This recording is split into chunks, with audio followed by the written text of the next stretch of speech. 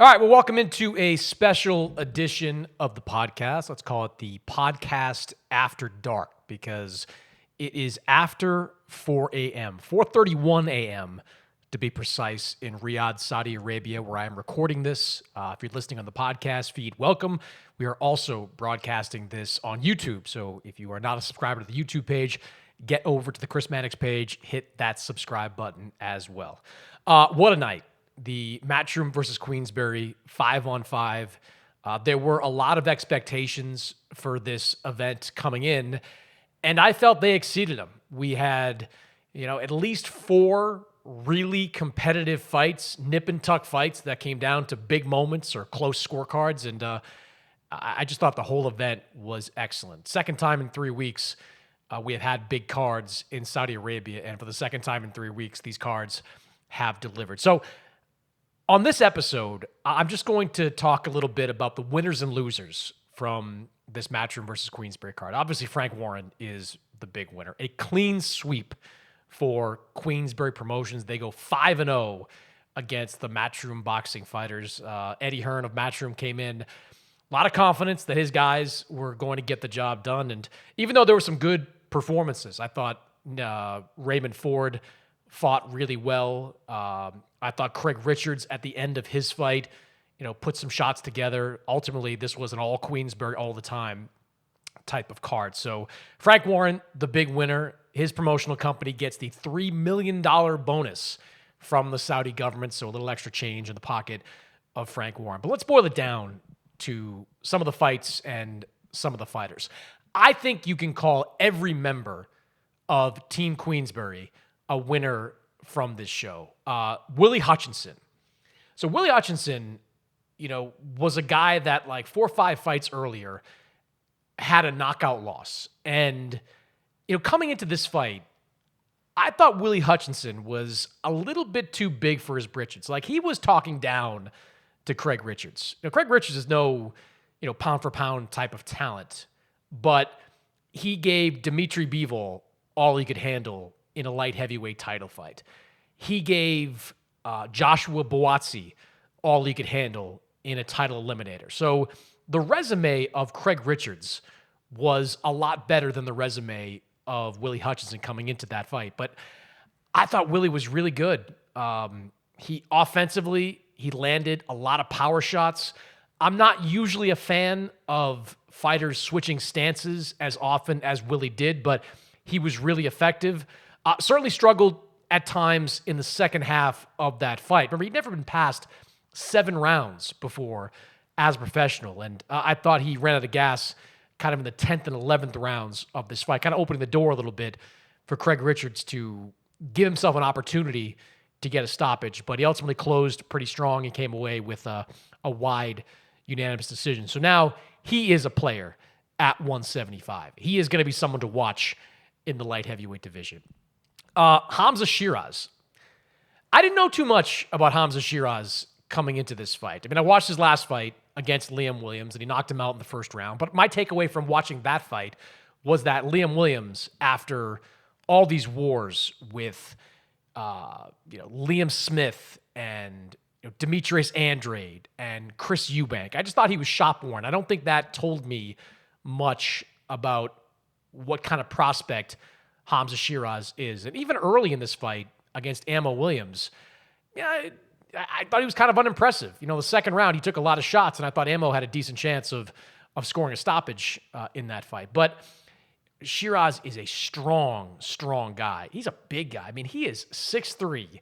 Officially, he is 160, but watching him in the ring, it looked like he was like 180, 185, just a big guy. It reminds me of kind of what Zurdo Ramirez was like, at 175, rehydrating 20-plus pounds. I mean, he was massive in there, and his power was real. Like, he busted up Ammo Williams. Ammo had some good moments, especially early in that fight, but he took a sweeping right hook and got knocked down late in the fight, and then, just a whole bunch of power shots that eventually led to the stoppage in that fight. So Hamzah Sheeraz, that fight was an eliminator for the WBC middleweight title. It's a belt currently held by Carlos Adames. I would love to see a fight between Hamzah Sheeraz and Carlos Adames. I would guess that Adames doesn't want that fight right now. I'm sure he's looking at unification fights, Janabek, bigger fights that might be out there for him at 160. But if that fight happens, that's a great fight. I came away from watching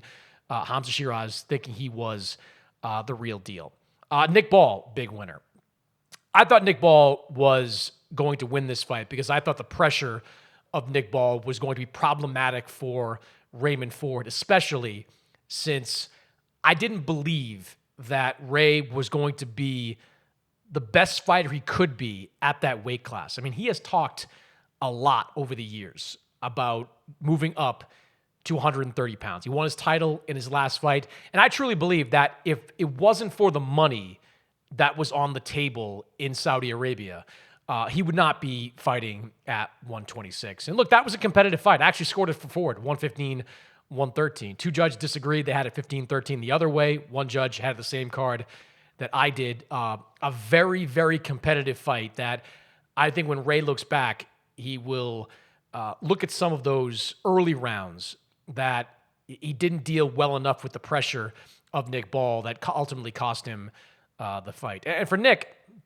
look, he could make an argument that he beat Ray Vargas last time out, that he should be the unified champion at 126. Well, now he's got a real belt, and his fighting style is very television friendly. So, look, the 126-pound titles, a lot of them are kind of U.S. based. I guess Luis Alberto Lopez, you could do a fight against Nick Ball. I just think he is going to be in some very fan-friendly fights in the future. So great win for Nick Ball, and good for him too for, he didn't get screwed against Ray Vargas because I thought he did give away the first 6 rounds of that fight, but he closed strong, can make an argument that he won, and now he walks away with his first world title. So great performance by Nick Ball. Now the heavyweights, this is where this event got really interesting.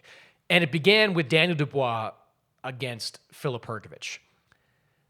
If you just watched the first round, you would think that Hrgovic all day long. Like the straight right hand from Hrgovic just couldn't miss on Dubois. And I just remember sitting there thinking, like, there's no way Dubois can take this many right hands. But to Dubois' credit, he just kept coming. He just kept moving forward and kept putting the pressure on Hrgovic. Even the rounds that he wasn't winning, he was still landing enough shots to slow Hrgovic down. And this was the question, I think, coming in about Hrgovic, because a lot of people viewed him as one of the boogeymen in the heavyweight division. I think he was demystified to a degree by Zheli Zhang in their fight. Competitive fight. Hrgovic got the decision a few years ago.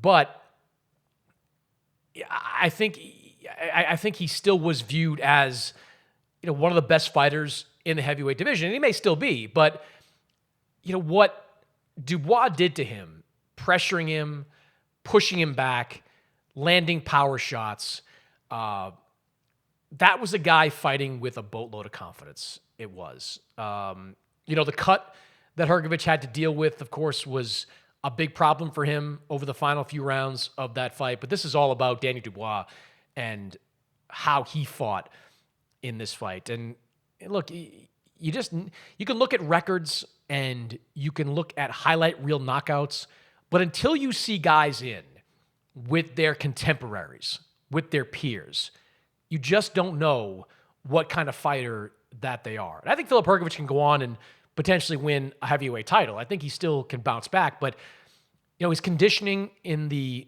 fight against Dubois and the fight against Zhang were not good. It was not good.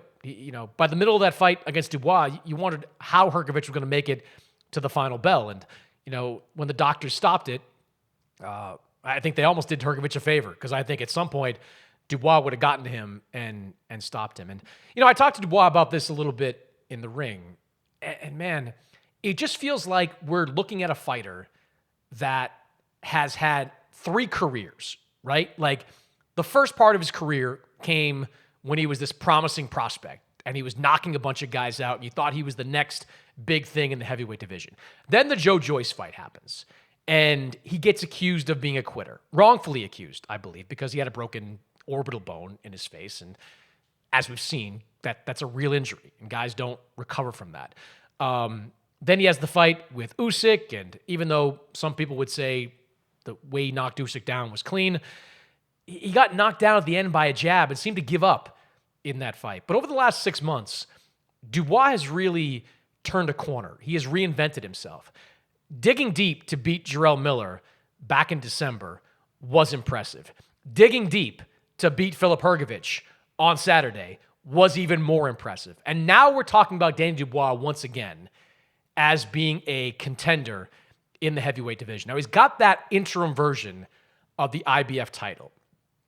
My intel on all this is that at some point over the next few weeks, you are going to see the IBF upgrade Dubois into the full champion. I don't think the IBF wanted to strip Alexander Usyk right away, but the reality is that mandatory fight was long overdue.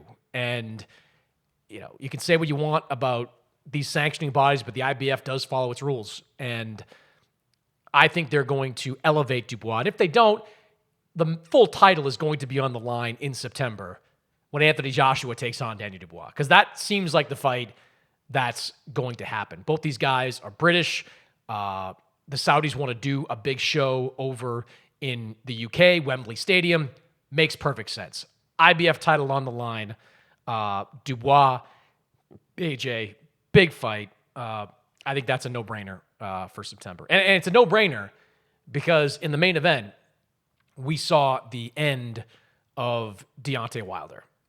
For the second straight fight, Deontay Wilder could not let his hands go, specifically that right hand. Fighting Zhilei Zhang, you knew he was probably going to be fighting more on the back foot because Zhang is a pressure, come-forward fighter who has that big left hand, and you got to be aware of it.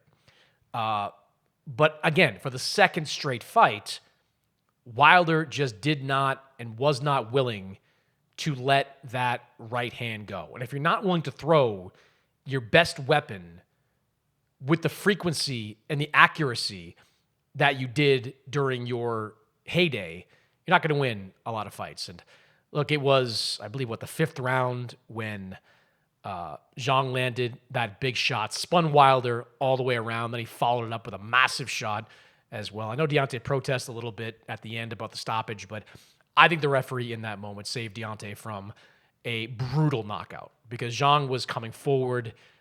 He is really heavy-handed, and I think it would have put Deontay down and out. So good on the referee for stopping that fight when he did. And look, Deontay, he made it clear during this fight week that if he didn't perform at the highest level in this fight, it was over. He's in his late 30s at this point. He's made a lot of money in his career. He's happy living in Alabama. He's got 7 kids. There's really nothing left for him to do in the sport of boxing. And look, there will be plenty of time to kind of dissect the career of Deontay Wilder because it's one of those careers that kind of needs a full autopsy. Like, you kind of really need to unpack it to see the good, the bad, and the ugly. But for now, I just want to focus on the kind of fights Deontay gave us. He gave us one of the best heavyweight trilogies that we will ever see. He will go down as one of the heaviest-handed punchers in boxing history. He gave us electrifying moments in the heavyweight division. Maybe he won't be remembered as an all-time great. He probably won't. But he left his mark on the heavyweight division. There's no doubt about that. And I do hope that he walks away. There was some talk before this fight about Jared Anderson. That's obviously off the table. There was certainly some talk about making an AJ fight. That certainly is off the table. I just don't think Deontay has anything left. And I think some of that has to do with age. Some of that has to do with his general ability. And I think some of it has to do with the wars he fought against Tyson Fury. We spent time a couple of weeks ago talking about what the Wilder fights took out of Fury. Well, how about what the Fury fights took out of Deontay Wilder? And it's left him kind of a lesser version of his best self. So hopefully Deontay calls it a career, enjoys his life, enjoys his family, made his plenty of money. I don't think it's all that expensive to live in Alabama, so I think he's going to be able to enjoy the rest of his life and move on and do other things. But, good performance from Zhang. I don't know where he goes from here exactly. I guess you could make a Parker rematch. Joe Parker's looking for a big fight either in September or October of this year. They were originally penciled in to fight each other in a rematch anyway before the Wilder deal came together. So that's a pretty good fight in a rematch later in the year. And if he wins that, I think in 2025, we're talking about AJ against Zhang in China. One of Eddie Hearn's dreams for years, because he worked with Zhang for a long time, one of his dreams was to make a fight in Beijing at the Bird's Nest, put like 100,000 fans or whatever it is into that venue. I think Zhang has made that a possibility once again. So if he can find a way to beat Parker, no easy task. Joseph Parker's having a good run. And if AJ can keep having some success, that could be a massive fight over there in 2025. So that's it for the night. Great night, great show, great fights, great storylines that came out of it. Frank Warren wipes the floor with Eddie Hearn in the first 5-on-5. I don't think it's going to be the last 5-on-5. This team concept seems to have some legs, and I think we'll see it back in Saudi, in the UK, maybe in the US. Talk of that too, somewhere down the line. But a great night for boxing, and certainly a great night for Frank Warren in Queensbury.